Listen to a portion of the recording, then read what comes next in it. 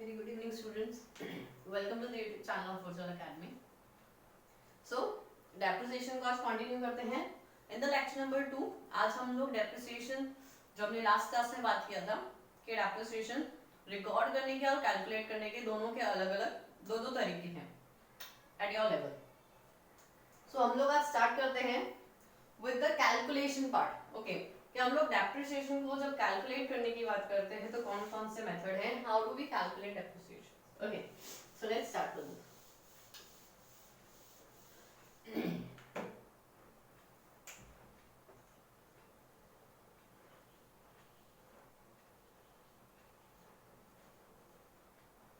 Calculation of depreciation के लिए हमारे पास दो तरीके बेटा.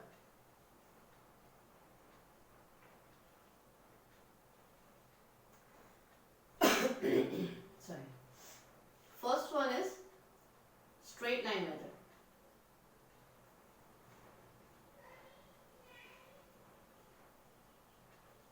Which is also known as SLM. Next one is written down value method.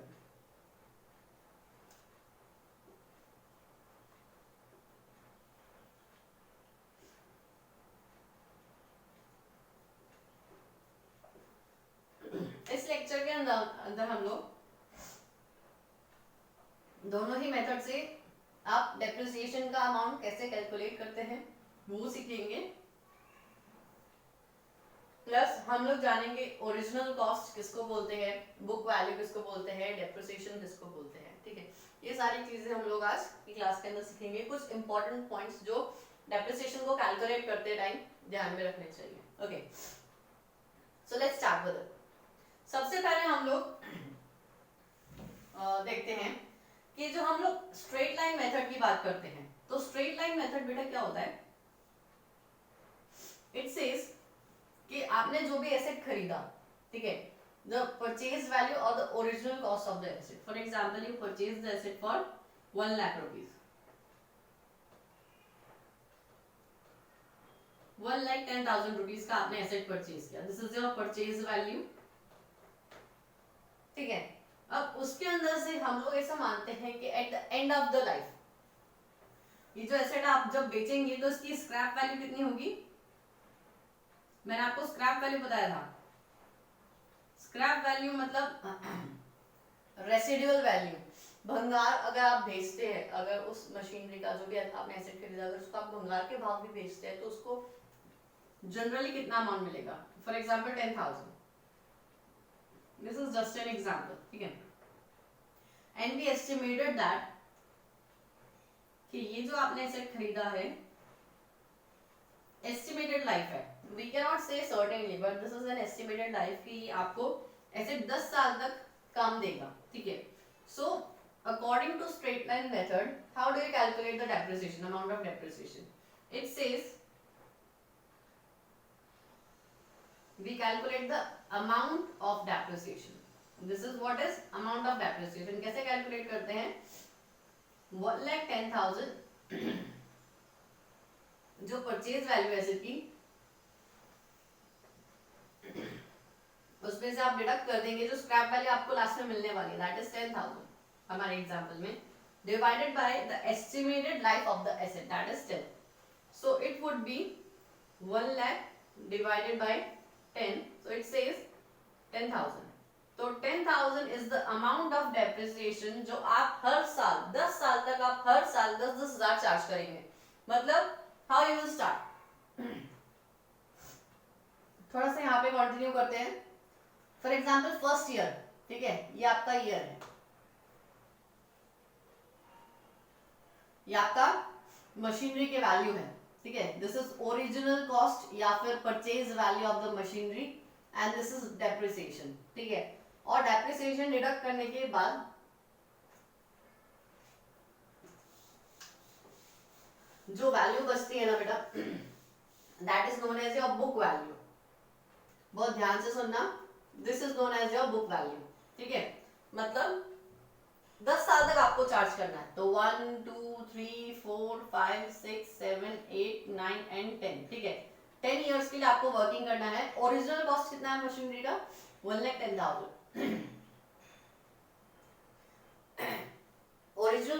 Purchase value is 1,10,000. Depreciation हर साल आपको कितना चार्ज करना है, दैट इज 10,000. तो चार्ज करने के बाद जो अमाउंट बचता है that is book value. Book value मतलब जितने का आपका मशीनरी आपने या फिर एसेट आपने खरीदा माइनस डेप्रिसिएशन करने के बाद जो अमाउंट बचता है that is known as your book value which is 1 lakh.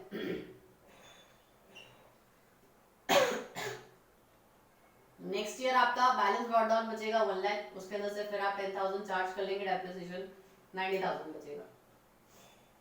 90,000 book value है. बुक वैल्यू के अंदर से और आप 10,000 चार्ज कर लेंगे, 80,000 बचेगा.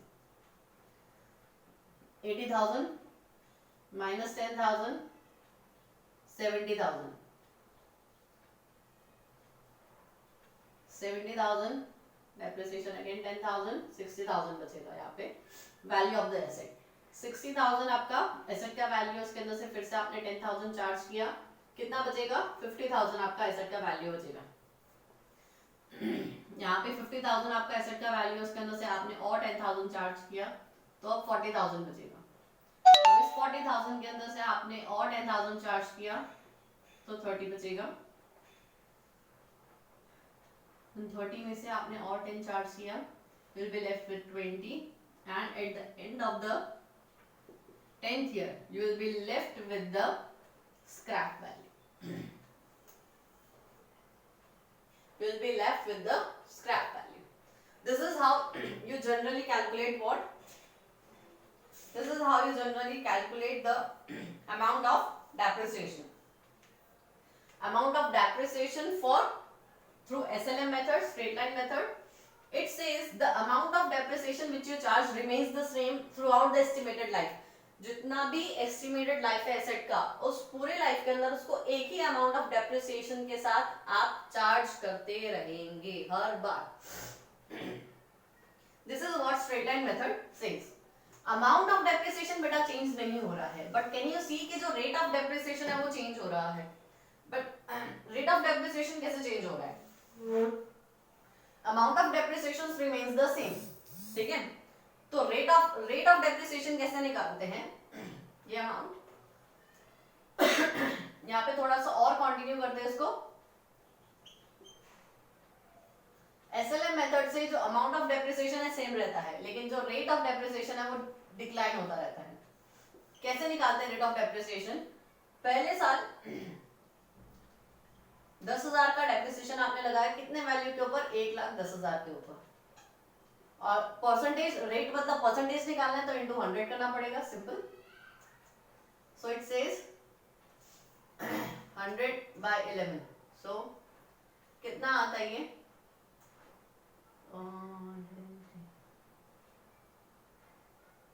11 9 99, तो 90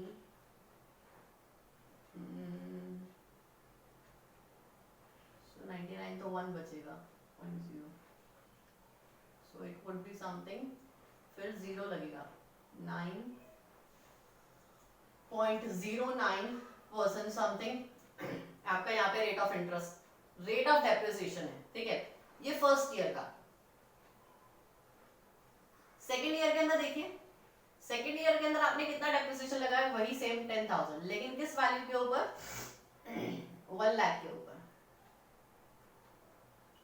इंटू 100 करेंगे, ये कितना आता है? सॉरी, यहाँ पे एक 0 बच जाएगा, है ना. सो इट इज लाइक 10%. आपका रेट ऑफ डेप्रिसिएशन बढ़ रहा है. ठीक है, थर्ड ईयर की वर्किंग देखिए. Rate of amount of depreciation is again 10,000 divided by cost of, यहाँ पे जो आपका बुक वैल्यू बच रहा है that is 90,000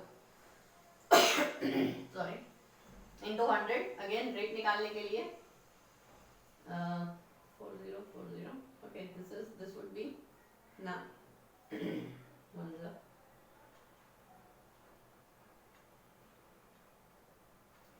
11.11 something like that. Can you see कि आपका जो हर साल का रेट ऑफ डेप्रिसिएशन है वो बढ़ता जा रहा है.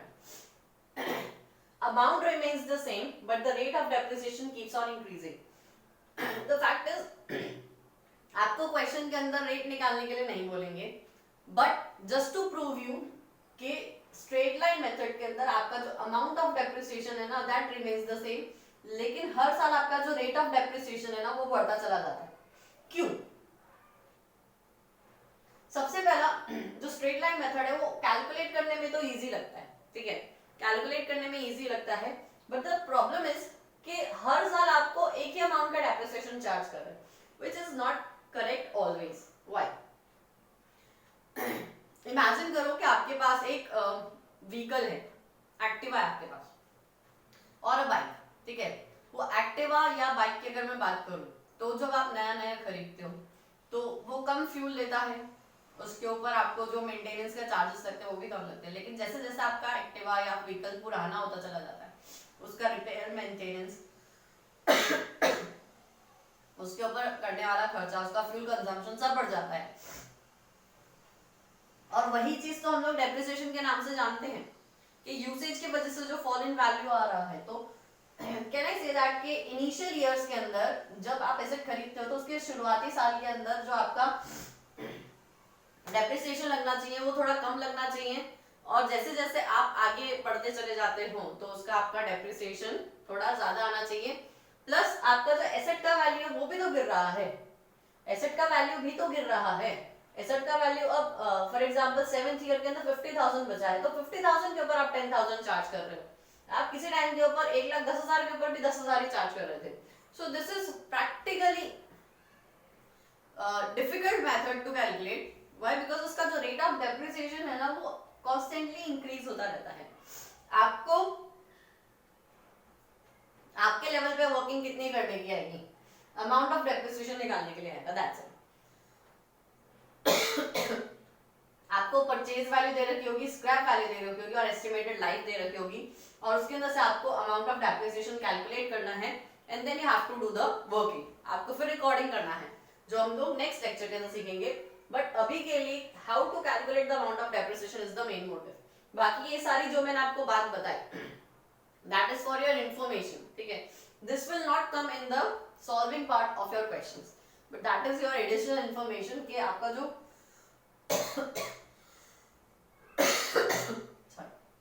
स्ट्रेट लाइन मेथड है वो किस तरह से काम करता है।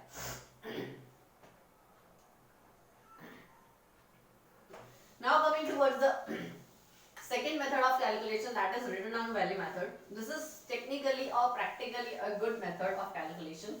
Why? Because it says कि जैसे जैसे आपका एसेट का वैल्यू डाउन जा रहा है वैसे वैसे उसके ऊपर आप जो डेप्रिसिएशन का कैलकुलेशन है वो भी गिराते चले जाओ। It's like what it says. ये जनरली आपको रेट ऑफ डेप्रिसिएशन के फॉर्म में दिया होता है, ठीक है।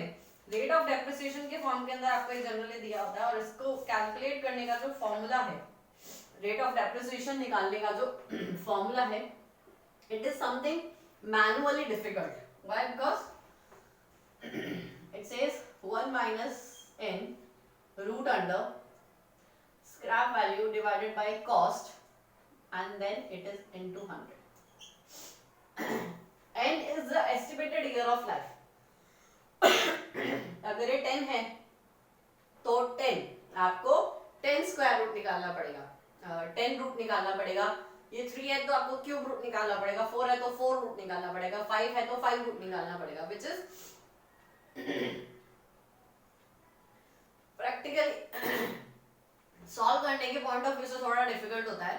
सो इवेंचुअली आपके क्वेश्चंस के अंदर आपको ये सॉल्व नहीं करना होगा, आपको ये रेट ऑफ डेप्रिसिएशन दिया होगा, आपको कैलकुलेट करना पड़ेगा, ठीक है। कैसे? ये सिर्फ आपको बताया गया। अच्छा, जनरली ना इसको लॉग की हेल्प से निकालते हैं, जो हमारे अभी के कोर्स के लिए नहीं है, ठीक है, कि लॉग की हेल्प से हम लोग rate of depreciation find out करें। आपको क्वेश्चंस के अंदर डेप्रिसिएशन का रेट दे रखा होगा, आपको कैलकुलेट करना है। नाउ फॉर एग्जांपल आपको क्वेश्चन में दे रखा है कि कोई एसेट है, ठीक है, जो आपने परचेज किया है, the purchase value is 1 lakh, ठीक है। आपको बोला है कि रेट ऑफ डेप्रिसिएशन 10% है, ठीक है, और आपको डेप्रिसिएशन चार्ज करना है on return down value basis, on return down value basis for example 5 years,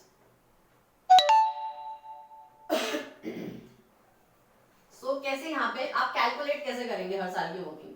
so first year purchase value कितना है 1 लाख, डेप्रिसिएशन का अमाउंट कैसे कैलकुलेट करेंगे 1 लाख के ऊपर 10%, which would be amount of depreciation would be 10,000. Next, अब आप जो फिर से डेप्रिसिएशन निकालेंगे ना वो आप निकालेंगे बुक वैल्यू के ऊपर। ये तो आपका परचेज वैल्यू था, ठीक है, ये आपका फर्स्ट ईयर के अंदर परचेज वैल्यू था।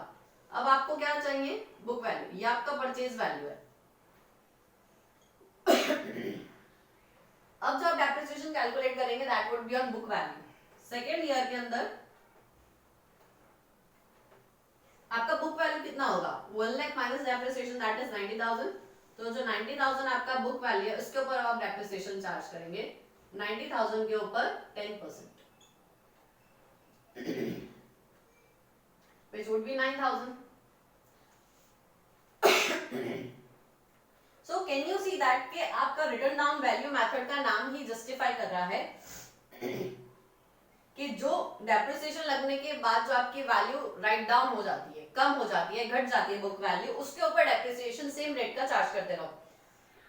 अब रेट ऑफ डेप्रिसिएशन सब में सेम ही रहेगा, आप 10% अमाउंट नहीं निकाल रहे, अमाउंट ऑफ डेप्रिसिएशन यहाँ पे गिर रहा है।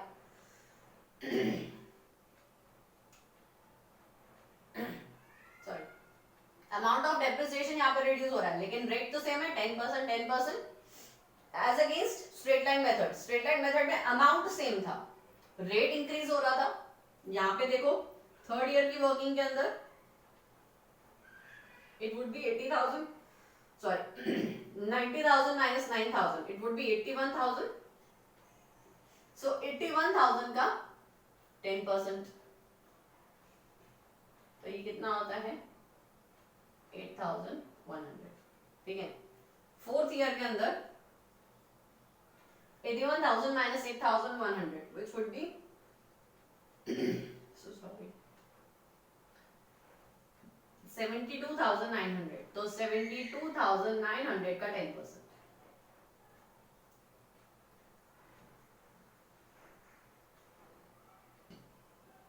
फिफ्थ ईयर की वर्किंग सॉरी 72,900 माइनस 7,290 माइनस करने के बाद जो फिगर बचता है उसके ऊपर 10%। So the ultimate thing is कि जैसे जैसे फ्यूचर के अंदर आपका जो एसेट है उसकी वैल्यू जैसे जैसे डिक्रीज हो रही है, रिटर्न डाउन वैल्यू जैसे जैसे आपकी वैल्यू डिक्रीज हो रही है बिकॉज ऑफ डेप्रिसिएशन, तो उसकी जो वैल्यू डिक्रीज होने के बाद की फिगर है उसके ऊपर आप हर साल डेप्रिसिएशन चार्ज करो। This is the basic difference between return down value method and straight line method. Straight line method के अंदर आपका जो अमाउंट ऑफ डेप्रिसिएशन है ना बेटा दैट रिमेन्स द सेम हर पॉइंट के ऊपर, किसी भी साल में ले लो, first year, second year, third year, सब साल के अंदर आपका जो अमाउंट ऑफ डेप्रिसिएशन है दैट रिमेन्स द सेम। जो हमने 10,000 निकाला था वही का वही आपको देखने के लिए मिलेगा। while as return down value के अंदर आपका जो अमाउंट ऑफ डेप्रिसिएशन है, can you see that it is constantly decreasing, पहले साल में ज्यादा, दूसरे साल में कम, तीसरे साल में और कम, can you see that? So it is downward sloping. Why? Because your amount is decreasing with the increase in year. पहले साल ज्यादा, दूसरे साल कम, तीसरे साल और कम। So with the increase in years, your amount is decreasing.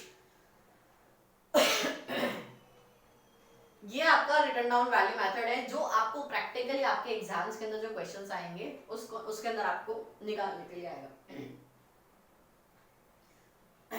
This is basically you have to clarify both the methods of calculation. Record करना हमने अभी नहीं सीखा है, ठीक है, हमने अभी रिकॉर्डिंग नहीं सीखा है कि कौन कौन से अकाउंट्स बनाने, क्या जर्नल एंट्रीज करनी है, वो सब नहीं सीखा है हमने इस लेक्चर के अंदर सिर्फ सीखा है कि जो अमाउंट ऑफ डेप्रिसिएशन या रेट ऑफ डेप्रिसिएशन अगर निकालने के लिए आता है तो हम कैसे निकालेंगे दोनों ही मेथड्स के अंदर। ऑल्दो आपको रेट ऑफ डेप्रिसिएशन हर एक केस के अंदर, हर एक क्वेश्चन के अंदर लगभग दे रखा होगा, ठीक है। कुछ बातों का आपको जो ध्यान रखना है वो ये है कि अगर आपको क्वेश्चन में बोला जाता है, इफ द क्वेश्चन सेज कि आपको जो रेट ऑफ डेप्रिसिएशन है ना दैट इज 10% पर एनम। ये जो वर्ड पर एनम लिखा है तो इसका मतलब क्या है, और आपको डेट ऑफ परचेज दिया है। फॉर एग्जांपल आपका अकाउंटिंग ईयर है 1 अप्रैल 2019 टू 31 मार्च 2020, और आपने जो एसेट परचेज किया वो किया 1 अक्टूबर 2019 को। तो ये जो 10% पर एनम आप कैलकुलेट करेंगे ना, वो कितने महीने के लिए करेंगे, जितने महीने के लिए आपने एसेट यूज किया है। तो अक्टूबर पूरा महीना, नवंबर, दिसंबर, जन, फेब एंड मार्च, मतलब 6 महीने के लिए आप डेप्रिसिएशन देंगे। सो इट वुड बी, अगर आपने यहाँ पे एसेट परचेज किया है फॉर एग्जांपल 1 लाख का, और उस पे डेप्रिसिएशन लगना है 10% पर एनम, ये वर्ड यहाँ पे लिखा है पर एनम, ठीक है। तो आप कैसे निकालेंगे, और यहाँ पे परचेज की डेट भी दे रखी है आपको। तो 1 लाख पे 10% पर एनम है ना, तो मतलब टाइम के हिसाब से दिस वुड बी 6/12। 12 महीने में से आपने सिर्फ 6 महीने यूज किया, तो सिर्फ 6 महीने का आप इंटरेस्ट निकालेंगे। So it would be something like this. ये होता है 10,000 डिवाइड बाय 2 इज 5,000। तो आपको इस साल के लिए, इस अकाउंटिंग ईयर के लिए 5,000 का डेप्रिसिएशन लगेगा। If the question is silent, वहां पे नहीं लिखा पर एनम, 10% सिर्फ लिखा है, सिर्फ और सिर्फ क्या लिखा है 10%।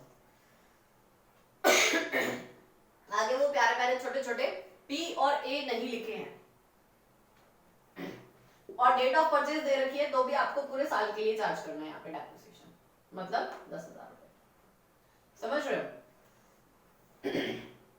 पर एनम नहीं लिखा, और date of depreciation, date of purchase of asset दे रखी है, आपको पूरे साल के लिए डेप्रिसिएशन चार्ज करना है, ठीक है।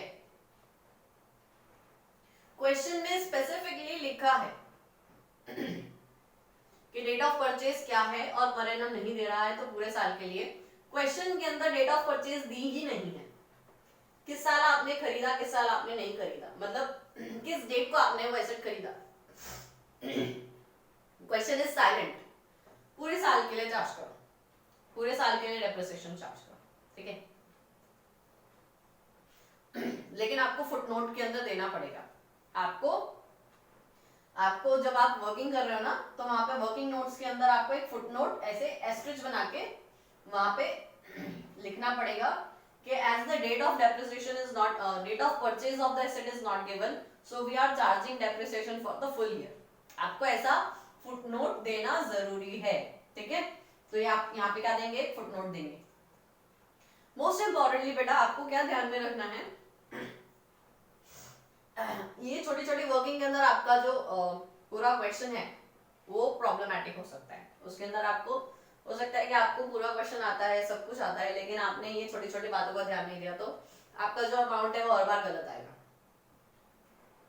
सेकेंडली इट सेज कि अगर क्वेश्चन बोलता है, आपको डेट, पर एनम वगैरह सब कुछ दे रखा है, लेकिन आपको बोला है कि फुल ईयर के लिए डेप्रिसिएशन चार्ज करो। तो क्वेश्चन ने बोला है तो फुल ईयर के लिए चार्ज करो, चाहे कभी भी खरीदा है। आपका साल खत्म होने वाला है 31 मार्च 2020 को, आपने 30th मार्च 2020 को खरीदा है। क्वेश्चन बोल रहा है कि पूरे साल के लिए चार्ज करो, तो करो।